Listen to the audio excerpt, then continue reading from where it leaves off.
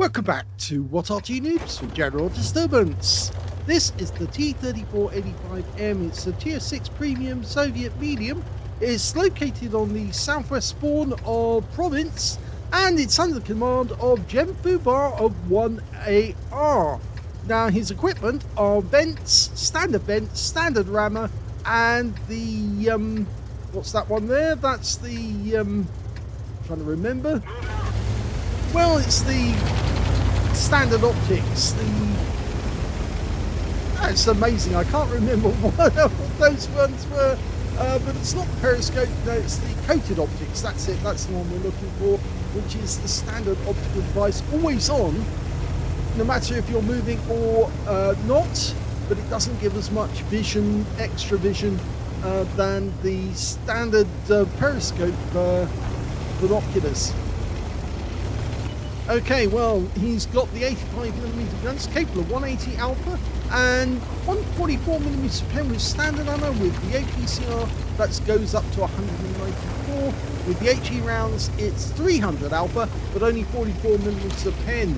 This is a Tier 6 game with only Tier 6 tanks, so there are going to be a few tanks out there that he can penetrate with standard HE. So yes, it is useful to remember that you have that round, just in case you can get a decent shot into an enemy tank. Now, see there that, yes, the Juno went past, but of course, that's a heavy and so is the Porlac, and standard HE wouldn't get through those, but, well, he did get a standard AP round, not the HE, the standard AP, and he actually did manage to get around through the Juno as well for 186. That's a high roll. And another shot, but a low roll this time on the Porlac. Always worth getting a few shots in and just let your teammates go ahead of you to deal with whoever's ahead just around the corner.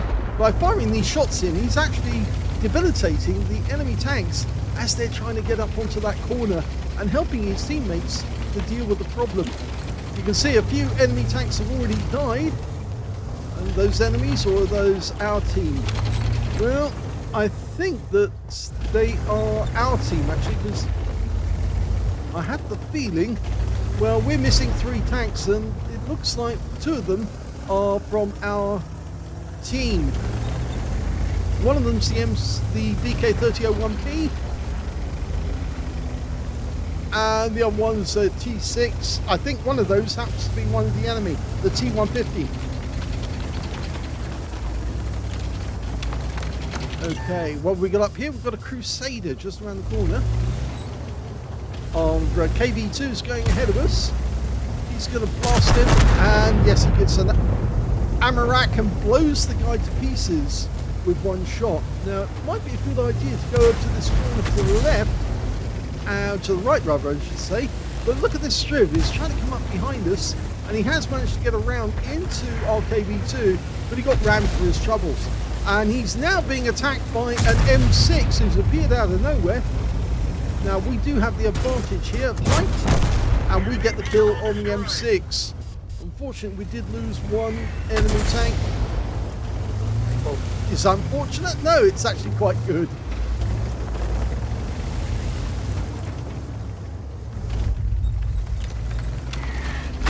As you heard the rumble in the distance, that meant there was enemy Arty shooting in this general direction. The sound cue that Steve Walsh mentioned, in fact I've mentioned many times, it's actually true, it does work. You know that you've got somebody firing in your general direction if you hear that sound cue, that rumble, and of course if they are not going from after you, then you won't hear the rumble. So we've got a Tiger 131 just the other side. Now he's got to make up his mind, does he go after the KV2 or does he go after us? If we go around the corner, we're going to start pumping rounds into him. He's obviously going to turn to face us, and then the KV2 is going to get a chance to do it at him. Now, we probably won't be the only tank that Tiger's got eyes on, because there's an Excalibur, a Basotto further up, and they can probably see us well. Well, the Basotto's not. He's actually in that little alcove, and we could go around the corner. Yep, the KV2 and the T-150 are getting ready. So now would be the time for GenFUBAR to go around the corner and start unloading into the Tiger's rear, and he's doing that. He's staying in overall mood, in the overall third person mode. That's what I'm trying to say. And doing that, he's actually managed to get the kill shot. Now, he did take one round there from across the valley. That was the Juno at distance, and the KV2 came up behind him. Can he get shots on the T-34? No. And the enemy Arty is now aiming in our general direction. So we heard that whistle of the artillery coming in. Their artillery is an FB304, and they've lost one already. Ours is the FB304 and a Hummel. Now this area is getting a bit crowded. I'd say go over to the right, get behind the rock on the other side. We know the Basotto's in the courtyard. Okay, going over to this other side here does put us in a bit of trouble because the Arty can't hit us, but the Basotto might be able to. We know that there is definitely more tanks. In fact, the enemy have been killed on the other side of the battlefield, so it's only the 4 tanks left on this side now. And the T-150's decided to go ahead. He's taken up the position that I was suggesting. There's the OI. Go for the, well, I'd go for the lower plate, but he didn't get through the armor that way. We just saw the Basotto moving up. He's actually right side. He's not on the left side. So the Excalibur, the OI's gone. Oh, there's the Burt trying to get us. So we can move up. There's only 3 of them left. I'd say now's the time to rush the enemy. Basotto over to the right. Follow the VK. And instead he's going directly across, which is very dangerous. We know that the Basotto and the Excalibur were to this side. In fact, there they are. And they're going to see us first. So we're getting dibs on the Excalibur for the moment. We're going to take fire. We'll get those 2 in. Now we need to get the Burt. There's the Burt. Pumps 1 into the Burt. Second one to kill him. And he gets the kill. Now he needs to get the Excalibur, who's actually looking in our direction. And there's the kill shot that kills the Excalibur. Only the Basotto left, and he's around the corner. So we can either back up and shoot him, or we can... Oh, we're going to have to back up quite a lot. He's behind the rock. And he's gone anyway, so that is the end of the game.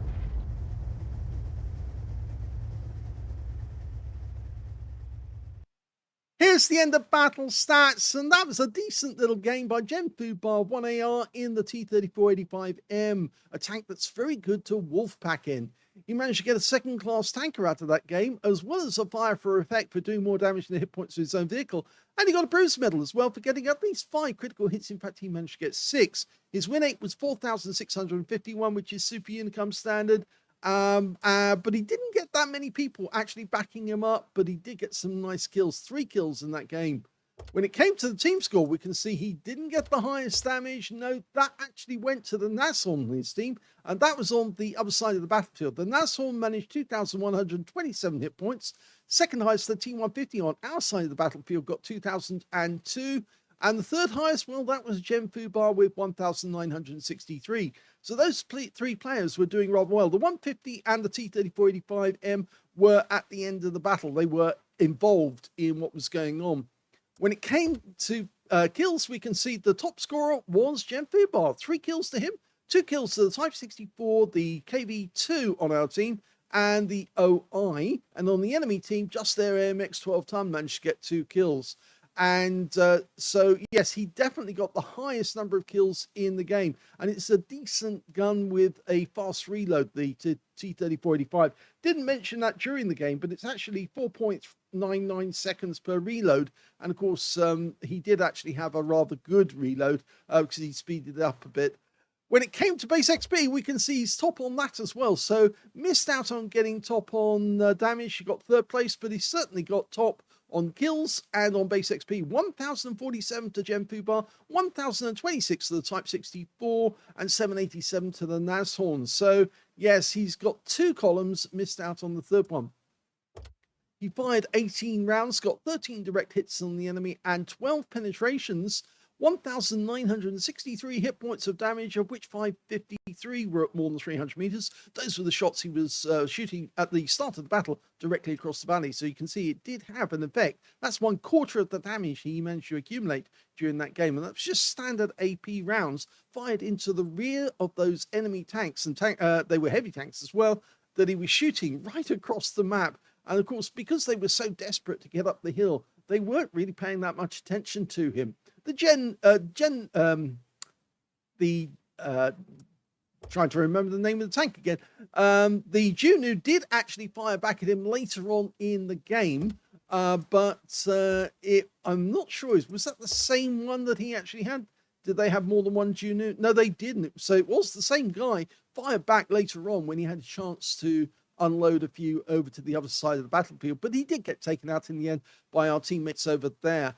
Going back to the detail again, he took 3 hits, only 2 of which penetrated. 1 hit by way of splash from the enemy Arty, which was very close, but not enough to do substantial damage. The 2 penetrating shots, as I said, one was the Juno, the other one was from somebody else. Trying to think which one it was. But anyway, 1 enemy vehicle spotted, 7 enemy vehicles damaged, 3 killed, 651 hit points of damage assistance. That's spotting.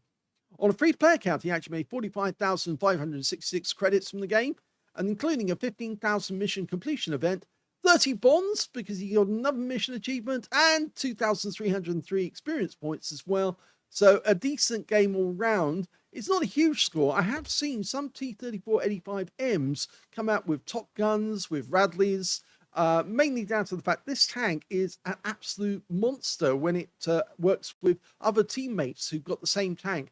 And you're basically wolf packing on the enemy. You roll up as 3 tanks working together, and they can just literally outnumber an enemy tank. And so long as that enemy tank doesn't have any help that he can call on, 3 T-34-85Ms will probably take down a heavy tank in only a matter of seconds because they're all firing rounds into him. He'll probably take about 6 or 7 rounds in a matter of seconds, and he'll just be all over for him. He'll be wiped out. And if he does get around into one of your tanks, he's not going to get enough of them into that guy to actually upset him. And you can always then make that player, the one with the less hit points, fall back so the others go ahead of him. And then he sort of like turns up as the last one and still works as a wolf pack, firing rounds into the enemy.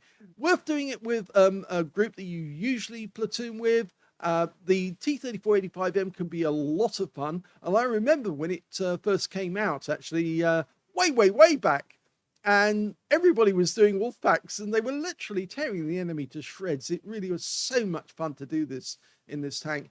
I think it has been on sale. Well, it's always on sale, I believe, in the gift shop, in the premium shop, but I believe it actually was given out for free in one of the contests that they actually had at some time or other, something to do maybe with the Battle of Kursk, but or Operation Citadel, I should say. But certainly you can actually buy one of these in the gift shop. It's not that expensive, so it's well worth getting hold of. If you enjoyed that replay, please give this video a like, do subscribe to our channel, leave a little comment down below because it feeds the algorithm, and thank you for watching.